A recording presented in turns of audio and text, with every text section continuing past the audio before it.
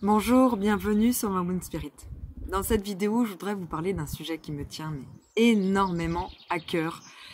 Le sommeil des bébés, le sommeil des enfants. Qu'est-ce qui fait qu'un enfant, qu'un bébé peut se réveiller, peut faire des cauchemars? Quelle est la part de l'imaginaire, la part de l'invisible dans tout ça, à travers mon expérience personnelle, à travers mon expérience personnelle qui est extraordinaire, et puis mon expérience aussi de professionnel. Il peut y avoir beaucoup de choses. Je vais commencer par donner des exemples.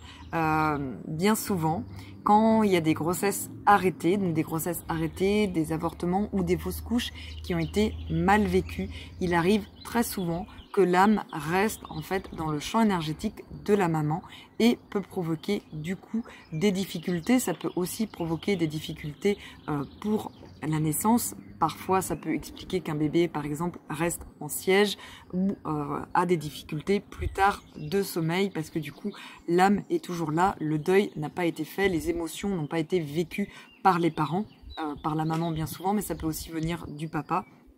Donc là, dans ce cas-là, on vient communiquer avec cette âme et puis savoir ce qu'elle attend et pour pouvoir faire sa libération, libérer à la fois les parents et surtout l'enfant.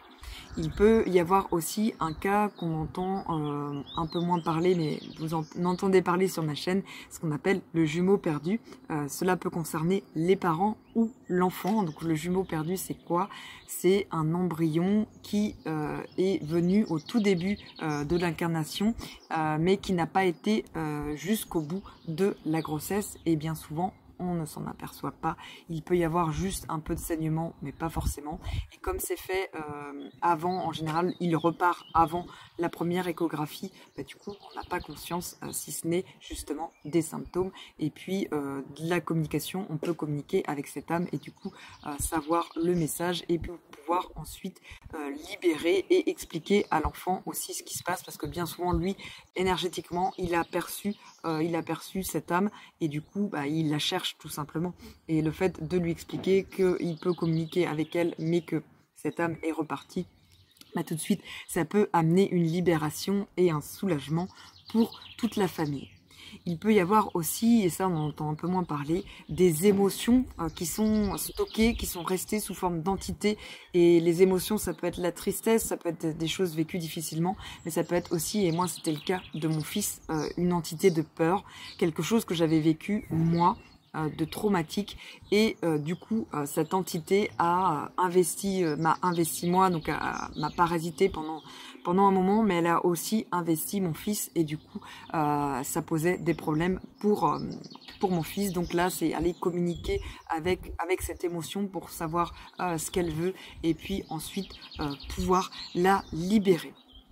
Donc il peut y avoir des choses qui ont été mal vécues pendant la grossesse, mal vécues à l'accouchement aussi, un accouchement qui est vécu difficilement par la maman, que ce soit des forceps, des ventouses ou une césarienne. Mais quand je dis une césarienne, c'est quelque chose qui a été mal vécu parce qu'une césarienne peut aussi être bien vécue et du coup quand c'est bien vécu, il n'y a pas forcément de problématique. Mais si c'est vécu en trauma dans le corps, bah, il faut se comprendre que pour l'âme c'est pareil et que bien souvent du coup on a détaché une partie de nous-mêmes. Donc il y a eu quelque chose au niveau énergétique qui s'est fait à ce moment-là et qui du coup s'est fait souvent pour la maman et pour le bébé. Et donc il y a une libération, une réparation à faire pour les deux. Il peut y avoir, et souvent c'est le cas, moi c'était le cas pour mes enfants, plusieurs couches. Donc voilà, donc on défait un truc et puis après au fur et à mesure, il y a autre chose qui se présente. Il peut y avoir des cas un peu plus extraordinaires de bébés ou d'enfants qui voient ce qu'ils appellent des monstres, parce que dans leur langage, ils savent pas ce que c'est, des âmes désincarnées, et ils vont dire, voilà, papa, maman, je vois des monstres. Alors, croyez-les, hein, un enfant n'invente rien, juste il parle avec son référentiel. Donc du coup, pour lui, ça va être un monstre, mais finalement, bien souvent, c'est quelqu'un de notre lignée maternelle ou paternelle qui vient parce qu'il a eu une vie difficile, parce qu'il a un secret, parce qu'il est perdu et il vient pour demander de l'aide et du coup les enfants sont tellement lumineux qu'ils sont attirés par l'énergie des enfants Et surtout, ils savent que les parents, au bout d'un moment, à force d'être réveillés, ils vont essayer de creuser et de comprendre pourquoi. Bon, moi, ça a été le cas, même si ça a mis plusieurs séances, parce qu'il y avait du lourd, il y avait beaucoup de choses à libérer. Parfois, c'est beaucoup plus simple, heureusement. Moi, je suis vraiment un cas complexe, mais en même temps, il n'y a pas de hasard. C'était aussi pour m'amener à moi-même me former et à pouvoir aider après d'autres personnes à faire la même chose. Donc, du coup, voilà, ça peut être des ancêtres qui ont besoin d'aide et c'est pas dans 99% des cas, c'est pas un fantôme méchant qui vient pour nous terroriser, mais plutôt quelqu'un, un petit enfant qui a besoin d'aide, qui a vécu des choses difficiles. Et là, dans ce cas-là, on parle avec cette âme pour savoir son secret et puis ensuite on peut la libérer. Dans des cas plus extrêmes, c'est des cas plus compliqués et moi c'était le cas pour mes enfants, mais parce que voilà, c'était vraiment un niveau haut level. Donc là, quand vous voyez que c'est plus compliqué, si vous avez envie comme moi, de vous former par vous-même. Il y a l'école que j'ai fait, l'école des mondes intérieurs qui est extraordinaire. J'ai fait plusieurs formations et c'était juste super. Et là, vraiment, l'important de toute façon, c'est de vous écouter. Et si vous savez qu'il y a quelque chose d'extraordinaire du monde de l'invisible, c'est que vous avez raison. Parce que l'intuition du parent ne trompe pas. Et moi, toutes les personnes que j'ai eues en séance, il y avait bien quelque chose à creuser. Une fois qu'on a étudié les pistes physiologiques, il peut y avoir des pistes physiologiques évidemment, mais souvent c'est plutôt les pistes physiologiques, ça déclenche en fait. C'est l'invisible qui déclenche du coup des symptômes dans la matière et qui après vont se traduire dans diverses maladies. Mais souvent à la base c'est parce qu'il y a quelque chose de l'invisible et si on le traite au début, eh ben on évite d'en arriver aux symptômes, d'en arriver à la maladie. Et vraiment, je vous souhaite de trouver des nuits sereines, des nuits tranquilles. Et je pense à vous, hein, si vous êtes des parents qui dormaient mal, parce que moi, ça a été le cas durant plusieurs années. Et j'ai dû ne pas lâcher, ne pas abandonner et savoir qu'il y avait bien quelque chose. Parce que si vous saviez tout ce que j'ai entendu concernant ma famille, ma belle famille ou même mes amis, hein, les gens ne vous croient pas. Hein. Les gens ne vous croient pas. Les gens pensent que c'est parce que vous êtes maman poule et que vous ne voulez pas lâcher vos enfants. Et ça, oui. Et il y a encore plein de personnes, évidemment, qui sont convaincues que c'était ça, quoi. Mais moi, je sais. Moi, je sais ce qui s'est passé. Je sais qu'il y avait bien des choses. Hein, j'ai communiqué avec ces choses, donc je les ai pas inventées. Et que pour le coup, bah voilà, cette expérience était une expérience et ça me permet d'accompagner d'autres personnes à vivre la même chose et d'expliquer, de dire que oui, ça existe.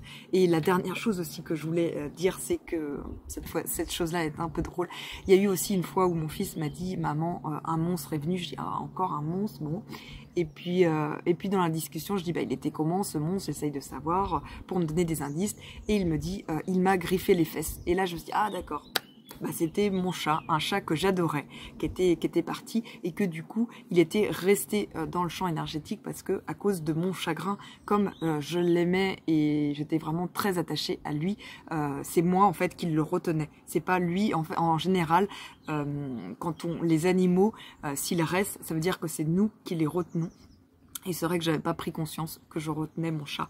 Et du coup, j'ai pu aller le libérer et lui dire que maintenant, le petit chat peut repartir tranquille et expliquer à mon fils que c'était pas un monstre, que c'était un chat. À chaque fois, je lui explique ce que c'était. Je communique avec lui pour lui expliquer. Mais du coup, il a pas inventé et il avait bien un signe aussi sur la fesse. Donc c'était aussi après le coup, j'en ai rigolé. Mais bon, sur le moment, c'était pas drôle parce que du coup, pour lui, voilà, il s'est fait réveiller. En plus, avec tout ce qu'il a eu lui comme épisode, c'est pour ça qu'en fait, dès qu'il y a quelque chose, mon fils, la nuit, après tout ce qu'il a vu. Bah du coup il hurle et pour lui c'est compliqué quoi parce qu'il faut aussi le temps là qu'il prenne confiance que maintenant ça y est, maintenant j'ai pris conscience de toutes ces choses là et que j'ai mis en place des barrières pour éviter, voilà, pour stopper le parasitage et que là enfin il peut passer des nuits sereines et moi aussi et c'est vrai que ça fait du bien.